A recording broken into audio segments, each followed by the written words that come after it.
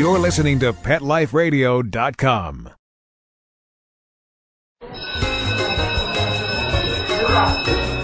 Okay, class, take your seats.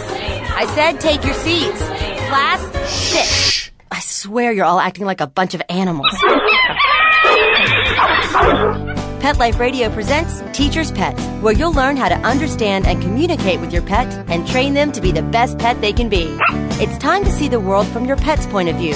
So give a tail-wagging welcome to your Teacher's Pet host, Sarah Wilson. Hello, welcome to Teacher's Pet on Pet Life Radio. This is Sarah Wilson, and today I'm going to take you on a walk with my dog Pip and I, and we're going to talk about the ever-popular and hard-to-achieve loose lead walking. So, we're going to hear from our sponsors, and we'll be back to you in just a minute. Okay, class, grab your tuna flakes, biscuits, and bones. Teacher's Pet will be back in 2 shakes of a tail, right after recess.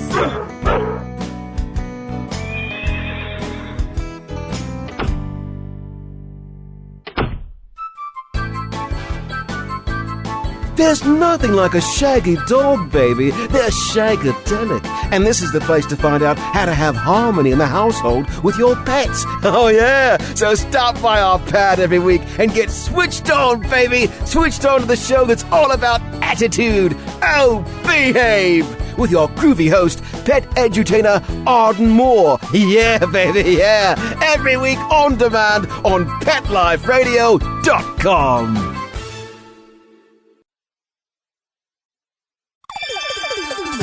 Let's Talk Pets on PetLifeRadio.com.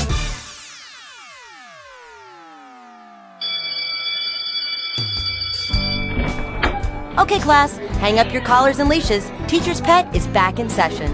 Now park yourselves on the floor. I said park, not bark. Ugh. Okay, Teacher's Pet with pet expert and author Sarah Wilson. Pay attention, there may be a quiz later. Welcome back to Teacher's Pet. This is Sarah Wilson, and we're on Pet Life Radio. We're about to go out the door, PJ, wait, and start on our walk, Pip and I. Now, the thing to remember about walking on a loose lead is that it is completely unnatural for your dog. Dogs do not walk in formation next to each other. They do pay attention to each other's space, and that's how we're going to get loose lead walking. I do not think about this as a leash exercise anymore. I think about it as a space exercise.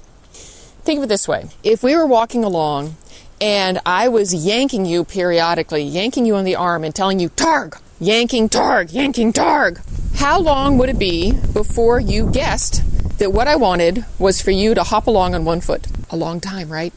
In fact, I might be able to yank you for years and tell you targ, and you would never think to hop on one foot. Well, welcome to the world of dogs. How many of you have a dog or have watched your neighbors walk along and yank their dog and tell them, heel, heel, heel? But the dog doesn't understand what that means. So for years they do it. And what do they say about the dog? They say that the dog is stubborn. No, the dog has no clue. So you're going to teach this as a space game, and the game is the space just in front of your nose is mine. I need it. And the only way for a dog to walk in decent position and give you access to the space just in front of their nose is to walk in a nice heel position, approximately at your knee. That makes much more sense to the dog. These games we're going to play make more sense to the dog. They start to understand what you want, and then they start walking in a nice position fairly quickly. I find it much easier for all concerned. Now, you are going to hear wind. We have a beautiful, crystal clear, windy late October day here in New Hampshire, and you may hear the leaves, and you certainly will hear the wind. We're going to walk down to a local dirt road, and I'm going to let Pip have a run, and we're going to talk. So the very first thing I'm going to do before I even open the gate is I'm going to put my dog on lead, and I'm going to start to remind her to pay attention to my space. I do not let her drag me out the gate, because my rule is I go nowhere without my dog, and if she's dragging me, then we're not together. Here we go. Hey, Pipster. All right. So as I open the gate, I have my hip a little bit in front of her. Oops, she just started to leave without me, so I gave her a little bump, and she hopped back and sat. Oh, you're so good. Notice the word is bump, not kick. Okay? We are not harming this dog. We are reminding her, don't push through. Good girl. So I'm going to do that again. There, very nice. All right. Now she's excited this morning. She pulled a little ahead, so I did a right turn. We're walking past our van. I'm going to do, good girl, that was terrific. I pivoted in front of her and reminded her, you need to be in position. Good. That's really nice. Good job. She goes, I got it. I remember.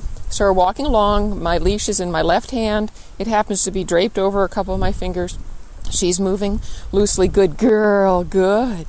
Anytime she shifts herself into perfect position or looks up at me, I'm going to be right there to tell her, what a good dog. So smart. Now, as we go along, I'm going to see how much she's paying attention. I stop. Oh, very nice. I stopped and I pivoted in front of her, a little bit like closing a door. At my level, I end up facing across her. So she's still facing forward and I'm facing across, sort of in a T position. You may end up facing directly in front of her, so you're facing back the way you came. That is sort of the stronger position. So we're walking along. It's gorgeous. Oh, so pretty. Now, walking on lead is one of those things that people get so frustrated about because the way they've been taught to do it just doesn't help. One of the popular things right now is be a tree. If your dog pulls, you stop, you don't go forward until the dog notices this and comes back to you. Well, I remember a couple years ago watching a really wonderful handler and her terrific 9-year-old dog who's highly trained, lots of titles, and they're walking through my farm and they're being a tree. She stops, the dog stops, immediately comes back. They take about 10 steps, the dog pulls ahead, they stop, she immediately comes back. Away we go. And I thought to myself a few things. Number one, if that method was going to work for that team, it would have worked about, 7.5 years ago. And if it doesn't work for this team, what hope do normal people have of doing this? Because this is a really gifted trainer. And lastly, it reminded me of a dinner I had years back with a bunch of wonderful trainers who would, I think, present themselves as all positive. Good girl, there you are, good. She just looked up at me, fabulous. And around the dinner table, they were saying, there's just no all positive way to get walking on a loose lead. Now I got thinking about that. And I too was frustrated with my loose lead walking techniques. I didn't like all the jerking. Good girl, I just did a little half pivot. She stopped and sat and looked up at me, very nice. We're staying in good connection. You are so good. Yes, you are. Let's go. And it just wasn't seeming to make sense to the dog. So that's when I started playing all this spatial work. And using that, I'm going to do a little, whoop, she missed it. I did a little left turn and she was a little distracted. There you go. Good girl. Very nice. Now I've got better attention. So we can do half halts. We can do left turns. You can play catch my drift. If she wasn't connected to me in the driveway pretty quickly, I wouldn't leave that driveway until I had her focus. Catch my drift is a wonderful game for that. Beat the clock is a wonderful game for that. Don't leave without your dog's brain. And also don't get attached to how far you go. Get attached to how long you're outside. Figure you're going to go for a half-hour walk. And if that walk turns out to be games up and down the driveway, so be it. But it's all training. So don't miss a training opportunity thinking, I'm going to go for exercise, so I'm going to let my dog drag me around. No, that is not going to help you. Especially if you've got a dog who's shy or reactive. The minute they're out in front, you are no longer on their radar. Then they are walking you. And the problem with that is that the next thing that comes over the horizon, they're going to react to because they don't know what else to do. I want my dog to look to me when in doubt, not to panic or react on their own. Oh, there's my neighbor, Julie. Morning, Julie. How are you? Yeah. Headed up to the road for a run. Thank you. You too. So don't leave without your dog. And if somewhere along the way your dog disconnects, reacts to something, gets upset about something, work it there. Work when the problem occurs. Unless, of course, you're so deep into it that you can't get your dog's attention, then move away. But get your dog's brain back. Use games like pre-flight checks. If the rudder doesn't work, if the flaps don't work, the pilot doesn't take off. Well, if your dog won't pay attention, if your dog can't stay focused, if the dog is yanking you all over the place, you're not ready for takeoff. You may just taxi up and down the runway for a while until you get this together. Once you have it together, walks become such a pleasure for both of you. Notice how I am not discussing equipment. I really don't care about equipment, except that you use what works for you and your dog, and that you use it on a slack lead. If your lead is constantly tight, then your dog never knows when they're right. And if they don't know when they're right, then they stop trying to be right, and they just haul along, because why not? It's tight all the time anyway. The slack in the lead is a big signal to your dog. This is what I should be doing. At least you want it to be a big signal to your dog.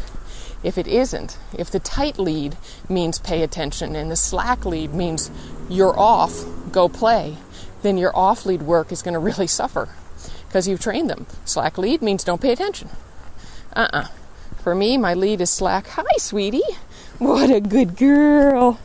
Sorry, I will always interrupt for some fabulous moment with my dog because you guys can wait and she can't. And that's true for your dogs too. Good girl. Let's go. If you're in the middle of conversation or doing something and you notice your dog does something great, notice it. Take that moment. The human being can wait. You can wait. The person on the cell phone can wait. Everybody on the radio can wait. You know who can't wait? Your dog. Never miss an opportunity to say, oh, that was great. That was just what I wanted. You looked at the cat and then looked back at me. You didn't drag me toward the chicken bone. You came back on your own. What a good dog. All right, now we're to the dirt road. It's gorgeous. We're going to come up the hill here a little bit, and if nobody is around, we are going to let this little rip off lead for a bit. Now, one of my rules for letting my dogs off lead is they must listen and respond to some basic commands before. Which means, if she doesn't listen to sit or down and do that instantly, why would I let her off lead? She's already telling me, you don't matter to me right now. I'm too excited. Well, too bad.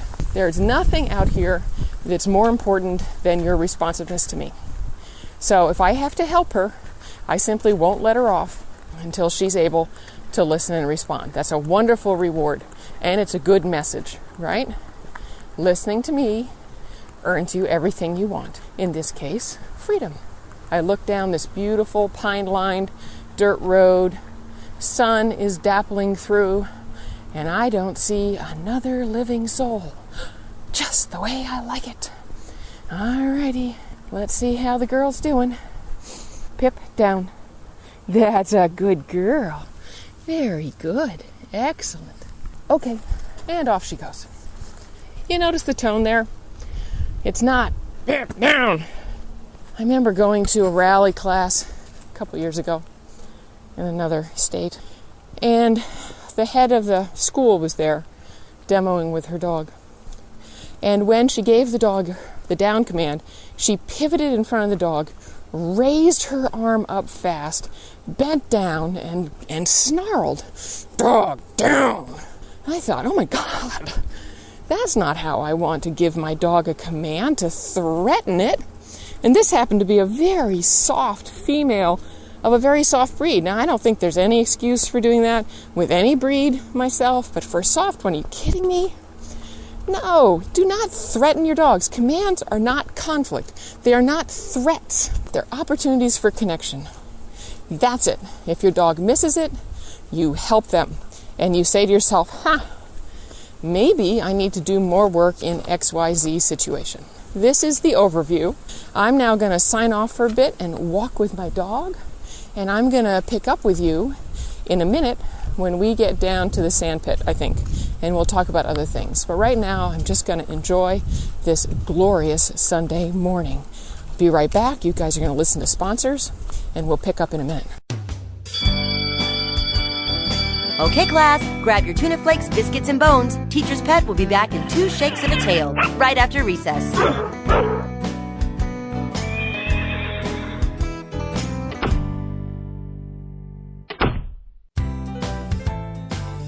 Having a rough day? Longing for the dog days of summer? Think your fun furry friend lives a dog's life? Well, find out everything you're begging to know as Pet Life Radio presents It's a Doggy Dog World with pet expert and award-winning author Liz Palaika. Every dog has his day, and you'll find out how to make your dog's day fun and rewarding. Every week, on demand, only on PetLifeRadio.com.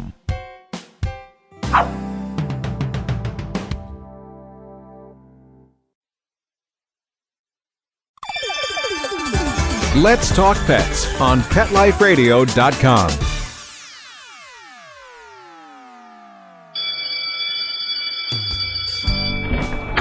Okay, class, hang up your collars and leashes. Teacher's Pet is back in session.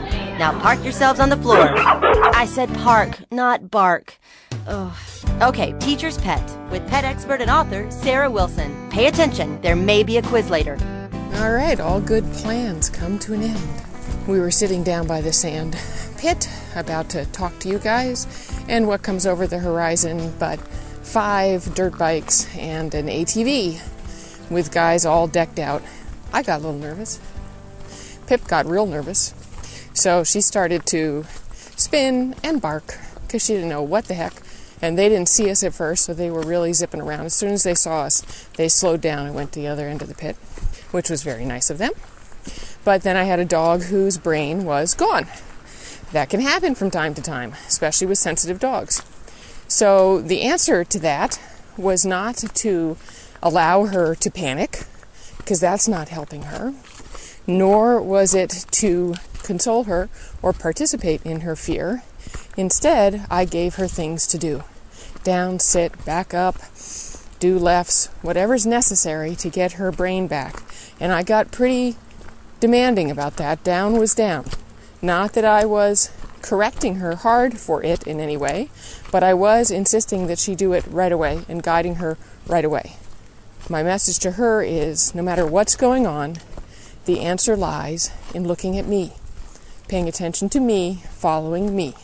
So as we left the sand pit and she wanted to watch over her shoulder to see what the bikers were doing, pull forward to get away from it faster, and all of that, we just kept structuring and guiding, and she got her head together. Her tail is still down, but now she is off lead. Oh, there the tail goes. Good girl. That's what I like to see. What a good dog. So it's not that dog trainers' dogs don't have moments. Of course they do. It's just we have a good girl. We have more ways to deal with those times and more faith in the dealing, that they will work out, that the dogs will settle in, and that faith in it really helps the dogs. So people are always surprised when they hear, your dog's not perfect? Heck no. Pip come. Good girl. Here come the bikers. I hope they don't come down this road. So what I'm doing is putting my dog back on lead, and we're going to turn to see what these guys are going to do. Go the other way. Good girl. I stopped. She sat. Good girl. She's looking at me with her ears back going, ooh, I hope this works. Let's go. That's a good girl. Oh, so smart. Excellent. I turn and face them, mostly because that's an old horse pattern. See what's coming, because she's going to bolt and spin anyway. That's a good dog. Excellent. That was so smart. What a good dog. Lots of scratching on the chest here. Good girl. Yeah, excellent. Okay. And off she goes. I took her off lead because they headed back where they came from. All right. Got that? So there you go. That's handling a dog through panic. One of the keys, she just gave herself a good shake off, which usually means to me she's letting go of her anxiety and her tail's in a normal position, ears are in a normal position. Good. We're over it for the moment. I want to talk a little bit more about equipment. One of the trends I see these days is people want equipment that will do the training for them. They don't want to participate in any way, shape, or form with actually using the equipment to help the dog learn. They just want the dog to, hit the end of the lead and turn back to them. The key is, of course, that any dog is capable of learning to get around almost any piece of equipment if you don't teach them what it is you want them to do, which is inevitably to turn back to you when they start to pull on the lead instead of dragging you on the lead. And somehow, in the current fervor to be more and more humane, which is a good fervor, we have completely abdicated any role in teaching the dogs what to do on lead. This was underlined for me by somebody who came to a seminar a couple of years back. She came in, a dog was on a flat collar, I think, and the dog was dragging her across the floor. The other teams in the class had been to me before. The dogs were hanging out next to them, sitting, lying down. Nobody was dragging. Her dog was dragging left, dragging right, up and down. It was all over the place. And she had one of those, two-hand holds on the lead that looks something like somebody's water skiing. They're leaning back and they're just sort of holding on for dear life. And we got her settled into a corner and clipped into our wall tether. Yay for those. And I looked at her and said, he could learn to be responsive to leash pressure so he didn't haul you like that. And she said, well, I won't do anything with the leash. And I said, well, you're doing something with the leash whether you mean to or not. If you look at the other dogs in class, notice that they're not dragging on the leads, so they're not hurting themselves. The same way your dog could potentially hurt himself. He's really hauling. She goes, well, I won't do anything. If he does it to himself, that's okay, but I won't participate. And I thought to myself, oh dear, you are participating, whether you mean to or not, whether you do it thoughtfully or not. And your dog's trachea doesn't give a rat's behind whether or not you are morally justified in holding on like an anchor or you're trying to teach them something productive. What I remind my clients of often is that your dog can feel a fly land on his ear. He can feel the equipment. He doesn't know what to do on the equipment, or he's been allowed to drag on the equipment for so long that he reacts to pressure on the equipment the way you react to pressure from your shoes. You ignore it because it doesn't mean anything to your feet. Right? You just go about your day. So if you want to change equipment, fabulous. Good girl. Hey, what a good dog you are. Sorry, she just stopped in a little bit of sunlight and looked at me beautifully. And then when I praised her, she came back, swung into heel position. Beautiful. Thank you. So whatever piece of equipment you decide to put on your dog, use it, but use it in a quiet area and teach your dog when you feel this sensation, very light sensation, I want you to come back to me. So, whatever it is, halter, plastic prong collar, flat collar, martingale, I don't care. All right? What I care about is that you teach your dog to respond to it. And you don't abdicate that responsibility just because you've got some theory base in your head that you won't ever use any sort of correction. If you attach a leash to a piece of equipment on your dog, you are by definition using positive punishment and negative reinforcement combo, whether you want to or not. So let the theory be at home and use it as specifically and as gently and as helpfully to your dog as you can. Don't abdicate your responsibility because you think that's not nice. Like I said before, your dog's trachea doesn't care what you are thinking. It's going to get injured or strained anyway. And it doesn't help your dog mentally to calm down. Learning to connect to you and stay connected during the walk, that teaches your dog how to mentally calm down. Then you become a unit. Good girl. You are the cutest. Very good. Then you become a unit. You're a team that goes through life together. And isn't that why we got dogs? Isn't that why we want dogs in the first place? Not to have to be hauled around by them and not to have to constantly sit there and do these complex, ineffective things. How do you measure a training method for you? It should work. There you go. There's one measure. It should work. And by work, I mean it should help your dog understand what you're trying to teach it without creating confusion or pain. All right? That's something that works. Dog gets more relaxed and happy. You get more relaxed and happy, and the dog is not confused or hurt in the process. Excellent. If it doesn't work, if your dog never learns, if you've been doing the same thing for 2 months or 6 months or, God forbid, 6 years, try something else. But do not throw your dog's mental and physical welfare on the pyre of theory, please. And I don't care which theory pyre it is. If it is one of correction, or if it is one of all positive, quote unquote, because there isn't such a thing. Whatever it is, get over yourself and do what your dog needs to learn to respond in a relaxed, happy, comfortable manner. Boy, it's a busy day on this trail. Here comes the guy to pick up some kind of trash bin. All right, well, that's not romantic. This is hardly the romantic, leisurely autumn walk in New Hampshire I was hoping for. Good girl, very good. So she saw the truck. She got a little concerned. What'd she do? She returned to me and sat. Perfect. That's what I want. Whenever my dog's worried, I want her to come to me. I don't want her to take off. So much of training is about safety, and that's a safety thing. When in doubt, check in with me. I will help you. All right? So I'm going to put you on pause for a second while we get past this noisy truck. All right, we're back on lead, and I figured actually we'd use the noisy truck. Can hear it backing up. Good, very good. Just did a pivot in front of her. She's a little ahead of me, but because she knows this game, she came just into position. All right, I just turned to the right, gave a little pulse on the lead. Good girl, very good. Very nice.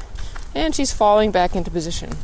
Now, one of the things to realize is that her reaction to the motorbikes is going to stick with us for a bit.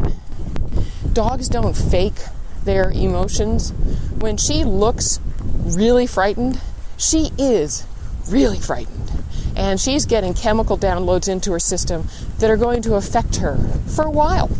Certainly not going to go away in 5-10 minutes. So don't be surprised that if your dog reacts to something in a big way at the beginning of the walk, that they are jumpier and more reactive for the rest of the walk. That would happen to you too, by the way. If you came around a corner and there was some man in a bush and he scared you, even if he wasn't doing anything in particular, but you just didn't see him there and you jumped, you'd be looking at every bush, right? Well, that happens to fearful dogs too. So, even non-fearful dogs, there's dogs who have been frightened. So, just expect that and know you need to give them more help and be ready to be of more assistance. Not that they're being difficult. They're not. They're coping with the world as best they can. Oh, here we come, back down our road. What a good girl you are. Down. Oh, and she paused halfway. I'm going to wait here to see if she's going to go up or down. That's good. So she decided to relax into it. Her pause there was partially due, I'm sure, to her anxiety. So I'm just squatting down next to her and stroking her. Nice, long, slow, firm strokes. Give her a chance to relax a little bit. That was my way of checking in and asking her, how are you feeling? And she just answered, oh, I'm still pretty stressed. And I went, all right, well, let's take a minute here and relax a little bit. I have my foot on the lead, so if she starts to get up, she guides herself back down. Good. Now, the foot on the lead is not holding her down, by the way. It's slack while she's in the down position. But if she were to start to get up, it would tighten up a little bit. But when she started to get up. I'm just going to hold this here. Good. That's good. That's a good girl. Good. Now she went over on her hip, which is a good sign that she's relaxing a little bit more. So she started to get up. I just went quiet, let the leash do the work, and then I was there to praise her when she chose to lay back down. All right, let's go. Good girl. There you are. Doing better now, huh? Another thought I want to go over is never let your dog drag you on lead. That is a rule. And how many times have I watched clients unwittingly, the dog wants to go pee near a bush, so the dog hauls on a leash and they follow. And what I say to them is, what just happened? And they kind of look at me and they go, well, she had to pee. And I said, so? What you just taught her, literally, is that when something is important enough, simply ignore my owner. It's okay to drag. So if you let your dog drag you to a pee spot, and frankly, I think you're more important than a pee spot, that's just my own opinion, or drag you up to their best friend, or drag you out the door because they're excited, you're teaching them that when I am excited, I can drag my owner for all I am worth.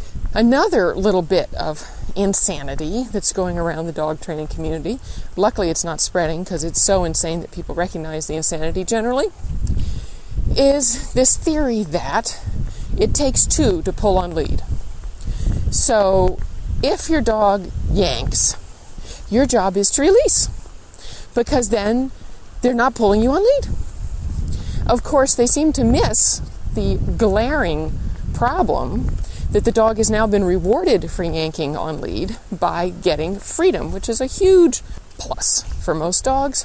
So the dogs I've seen who have been quote-unquote trained in this way, they rear back and they haul forward like the best Clydesdale trying to yank a log free. My goodness, it is incredible. And of course, what then has been taught, you have to unteach. And of course, now you've created a much bigger problem that you have to fix. Okay, let's review. First, you're not going to let your dog drag you anywhere.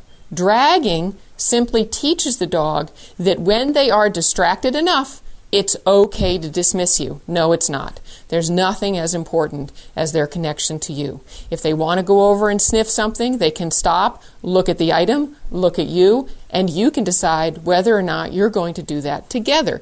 Of course, you will respond to your dog's requests from time to time, but they have to be polite about it. Next, you're going to work your space games, especially in the house. If the dog does not respect your space, if your dog pushes you out of the way to get to doors, doesn't get up and get out of your way, tries to shove you aside to get to something on the floor, that all needs to be fixed, because those things impact your dog's on-leash behavior.